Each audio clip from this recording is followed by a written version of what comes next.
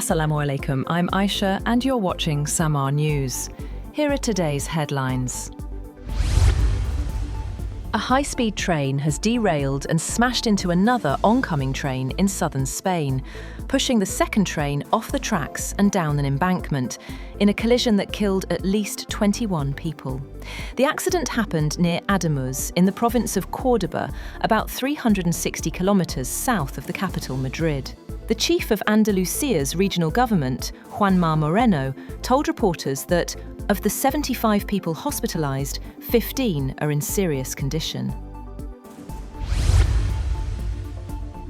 At least 5,000 people have reportedly been killed in nationwide protests across Iran, including around 500 security personnel, marking the deadliest unrest since the 1979 revolution. An Iranian judiciary spokesperson said executions may go ahead, warning that some protest actions have been classified as mohareb, an offence punishable by death under Islamic law. Iran's President Masoud Pezeshkian has warned that any attack on Supreme Leader Ayatollah Ali Khamenei would trigger an all-out war, as tensions rise amid deadly nationwide protests. In a social media post, Pezeshkian blamed US-led sanctions for worsening economic hardship. At least 27 members of a leftist guerrilla group in Colombia have been killed in clashes with a rival faction in a fight over control of a jungle area in central Colombia. Military authorities said clashes occurred in the rural area of the municipality of El Retorno in the department of Guaviare. The clashes took place between a faction of the Revolutionary Armed Forces of Colombia, led by Nestor Gregorio Vera, known by his war name Ivan Mordisco, and another led by Alexander Diaz Mendoza, alias Calarca Cordoba. European Union ambassadors have reached broad agreement to intensify efforts to dissuade US President Donald Trump from imposing tariffs on European allies, while also preparing retaliatory measures should the duties go ahead. EU leaders are set to discuss options at an emergency summit in Brussels on Thursday. One option is a package of tariffs on 93 billion euros of US imports. The other is the so far never used anti-coercion instrument that could limit access to public tenders, investments, or banking activity, or restrict trade in services.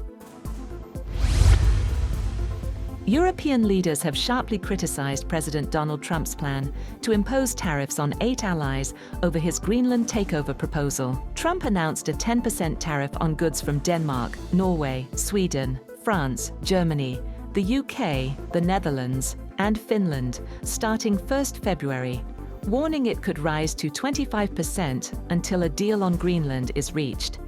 He called Greenland strategically vital for US security, citing missile early warning systems and Arctic monitoring. European leaders condemned the move. French President Emmanuel Macron called it unacceptable. UK PM Keir Starmer said it was completely wrong. And EU President Ursula von der Leyen said it undermines sovereignty and damages transatlantic ties. Separately, the 8 European countries threatened by President Trump with tariffs say they stand in solidarity with Denmark and the people of Greenland. In a joint statement, the countries said tariff threats undermine transatlantic relations, while stressing NATO's shared responsibility for Arctic security. The Netherlands Foreign Minister has sharply criticised US President Donald Trump's threat to impose tariffs on European allies over Greenland, calling it blackmail. David van Veel said such pressure would not help NATO, Europe, or Greenland itself, and warned it could damage alliances rather than strengthen them. President Trump has invited Prime Minister Shahbaz Sharif and several other world leaders to be part of a US-led Gaza Board of Peace to end the Palestine conflict. The Foreign Office confirmed the development, saying Pakistan would remain engaged with international efforts for peace and security in Gaza. According to reports, the board would initially focus on ending the Gaza conflict before expanding to other global crises. That's all for now. For more updates, visit www.samaa.tv. Thank you for watching Samaa News.